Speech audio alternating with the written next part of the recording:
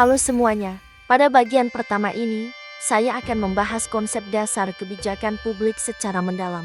Mulai dari pengertian fundamentalnya yang menjadi pondasi utama dalam studi administrasi negara, proses pembentukannya yang melibatkan berbagai tahapan kompleks dan iteratif, hingga aktor-aktor utama yang terlibat secara aktif di dalamnya untuk memastikan dinamika tata kelola yang efektif. Pemahaman komprehensif tentang elemen-elemen ini sangatlah krusial sebagai landasan kokoh bagi kita semua untuk menganalisis dan mengkritisi bagaimana kebijakan publik benar-benar beroperasi dalam kehidupan masyarakat sehari-hari, memengaruhi distribusi sumber daya, penyelesaian konflik sosial, serta pencapaian tujuan bersama dalam konteks demokrasi modern.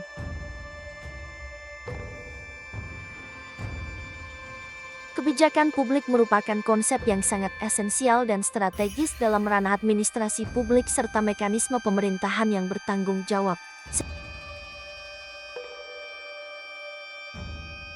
Secara umum, kebijakan publik mencakup segala bentuk tindakan konkret, keputusan strategis, serta kebijakan non-aksi yang diambil oleh pemerintah pusat maupun daerah untuk mengatur, mengelola, dan menyeimbangkan berbagai kepentingan masyarakat secara adil dan berkelanjutan. Menurut Thomas R. Pai, seorang pakar terkemuka dalam ilmu politik, kebijakan publik didefinisikan secara presisi sebagai whatever governments choose to do or not to do, yang menegaskan bahwa ruang lingkupnya tidak terbatas pada intervensi aktif semata, melainkan juga mencakup keputusan sadar untuk menahan diri dari campur tangan terhadap suatu isu publik tertentu guna menghindari distorsi pasar atau intervensi yang tidak perlu.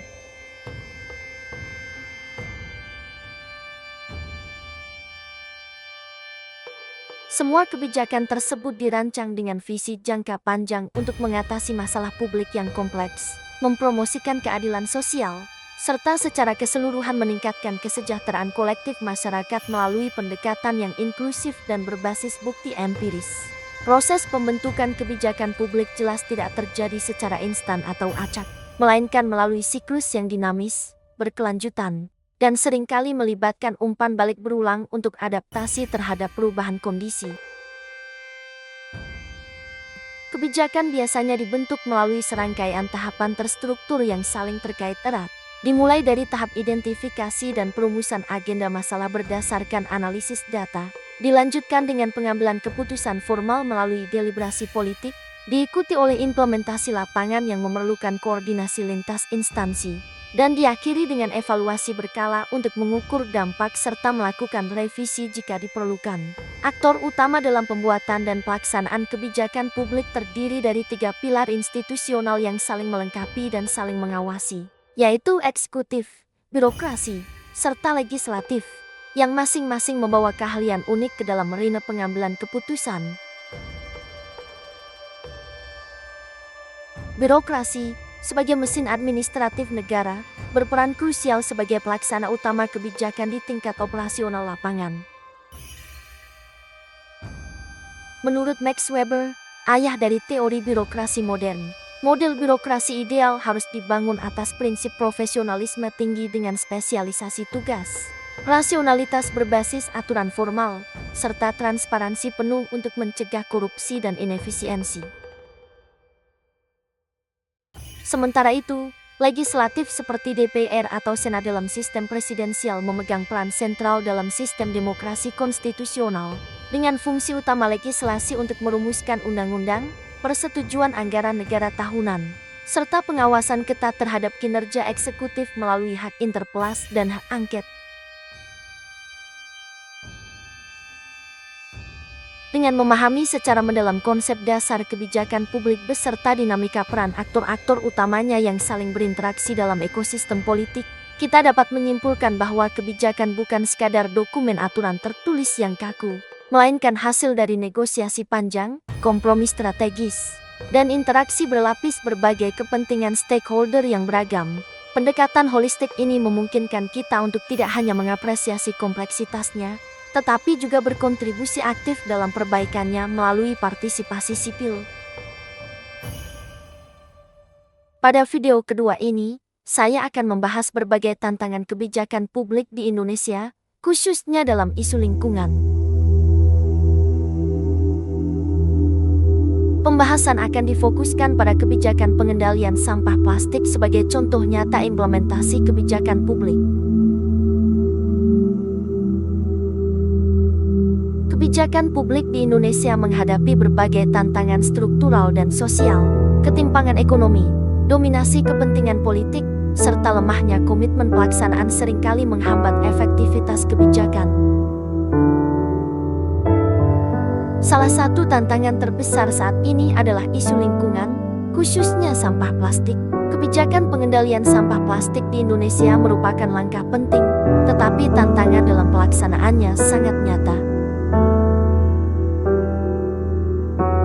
Masyarakat perlu diberdayakan melalui program edukasi yang efektif, agar mereka memahami pentingnya perubahan perilaku dalam penanganan sampah. Selain itu, pemerintah daerah perlu meningkatkan pengawasan untuk memastikan penerapan kebijakan berjalan dengan baik. Koordinasi antara berbagai lembaga juga harus diperkuat guna menciptakan kesamaan visi dan misi dalam mengatasi masalah sampah plastik. Inisiatif seperti kerjasama dengan pelaku usaha lokal bisa memberikan wawasan baru tentang solusi alternatif yang lebih berkelanjutan.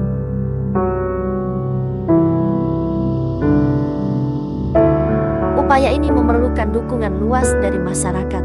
Selain itu, penting untuk melibatkan berbagai pemangku kepentingan, termasuk komunitas lokal dan organisasi non-pemerintah, dalam perancangan dan implementasi kebijakan ini. Dengan cara ini, kebijakan dapat lebih responsif terhadap kebutuhan masyarakat dan lebih mudah diterima. Kolaborasi ini diharapkan dapat menciptakan keharmonisan antara kepentingan ekonomi dan pelestarian lingkungan. Melalui upaya bersama, masyarakat akan merasa lebih bertanggung jawab dan ikut serta dalam menjaga kebersihan lingkungan sekitar mereka.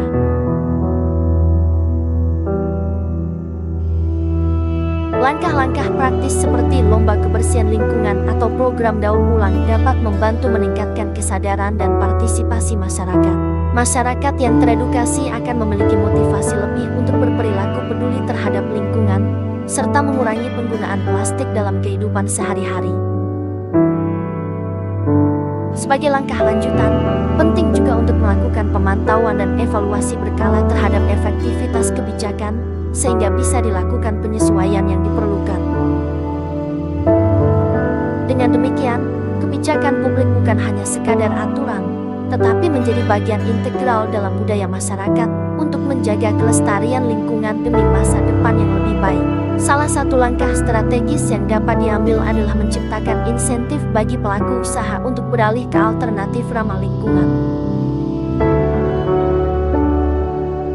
Misalnya, pemerintah bisa memberikan potongan pajak atau akses mudah ke modal bagi usaha yang mengadopsi teknologi berkelanjutan.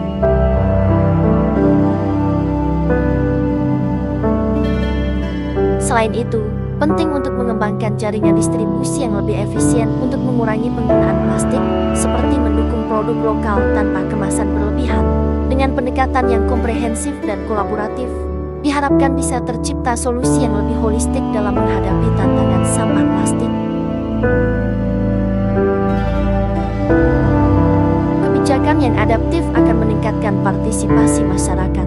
Masyarakat yang teredukasi akan memahami bahwa setiap tindakan kecil dapat memberikan dampak besar. Dengan langkah konkret dan komitmen bersama, kita dapat mengatasi tantangan sampah plastik dan mewujudkan lingkungan yang lebih bersih serta berkelanjutan. Melalui evaluasi berkelanjutan dan pembangunan kebijakan yang responsif, masyarakat dan pemerintah dapat berkolaborasi menghadapi isu ini, memastikan keberlanjutan ekosistem yang lebih baik untuk generasi mendatang. Beberapa hambatan utama dalam implementasi kebijakan antara lain kurang optimalnya pengawasan, keterbatasan sumber daya, dan rendahnya kesadaran masyarakat. Akibatnya, kebijakan yang sudah dirancang dengan baik seringkali tidak menghasilkan dampak yang signifikan di lapangan. Dampak dari masalah implementasi ini adalah sampah plastik yang masih terus meningkat dan mengancam kehidupan masyarakat.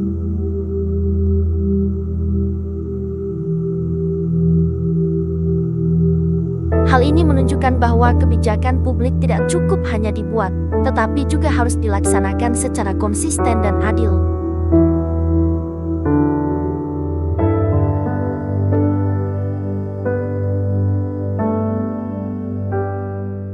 Evaluasi kebijakan publik merupakan tahapan yang sangat penting karena menentukan apakah suatu kebijakan benar-benar mencapai tujuan yang telah ditetapkan.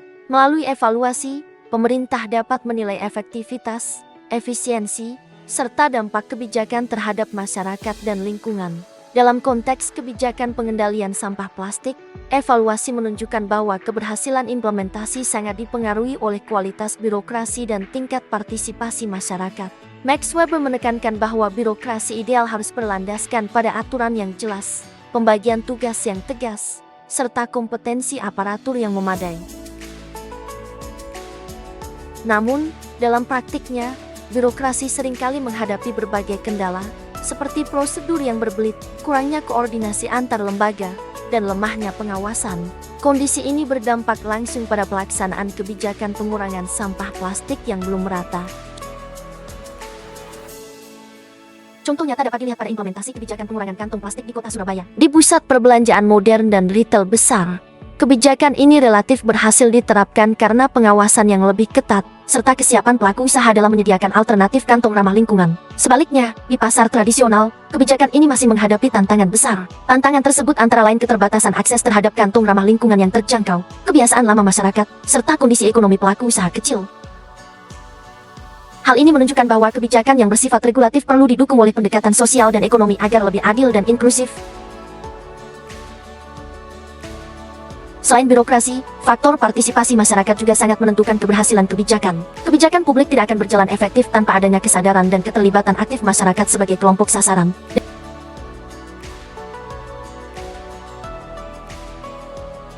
Dalam kasus pengurangan sampah plastik, perubahan perilaku konsumen menjadi tantangan utama. Masyarakat perlu didorong untuk tidak hanya patuh terhadap aturan, tetapi juga memahami tujuan dan manfaat kebijakan tersebut.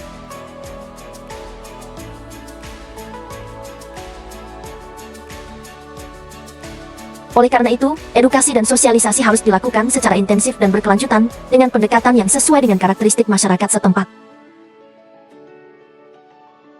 Edukasi yang bersifat satu arah tidak lagi cukup, melainkan perlu melibatkan dialog dan partisipasi langsung. Untuk meningkatkan efektivitas kebijakan, terdapat beberapa solusi strategis yang dapat diterapkan. Pertama, penguatan pengawasan dan penegakan hukum perlu dilakukan secara konsisten dan merata di semua sektor, baik modern maupun tradisional. Sanksi yang diterapkan harus bersifat mendidik sekaligus memberikan efek jerah. Kedua, pemerintah perlu mendorong pengembangan dan distribusi alternatif kantong ramah lingkungan yang lebih murah dan mudah diakses. Dukungan berupa insentif atau subsidi bagi pelaku usaha kecil dapat membantu mempercepat proses transisi dari kantong plastik sekali pakai.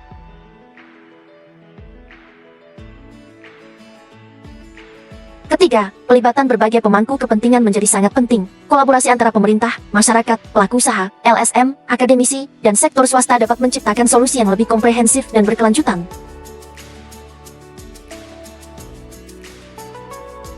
Pendekatan kolaboratif ini memungkinkan kebijakan tidak hanya bersifat top-down, tetapi juga bottom-up. Selain itu, pendekatan ekonomi sirkular perlu diintegrasikan dalam kebijakan pengelolaan sampah plastik. Ekonomi sirkular menekankan pada pengurangan, penggunaan kembali, dan daur ulang sampah agar memiliki nilai ekonomi. Melalui bank sampah, pengolahan sampah menjadi energi, dan inovasi daur ulang, sampah plastik dapat dikelola secara lebih produktif. Dari sisi kepemimpinan, keberhasilan kebijakan publik sangat ditentukan oleh kualitas pemimpin publik. Pemimpin yang visioner mampu melihat tantangan lingkungan sebagai peluang untuk menciptakan perubahan jangka panjang.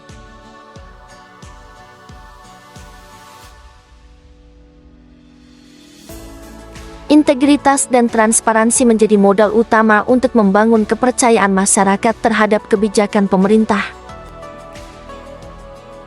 Dengan evaluasi yang tepat, solusi yang komprehensif, serta kepemimpinan yang kuat dan kolaboratif, kebijakan pengendalian sampah plastik dapat berjalan lebih efektif dan berkelanjutan.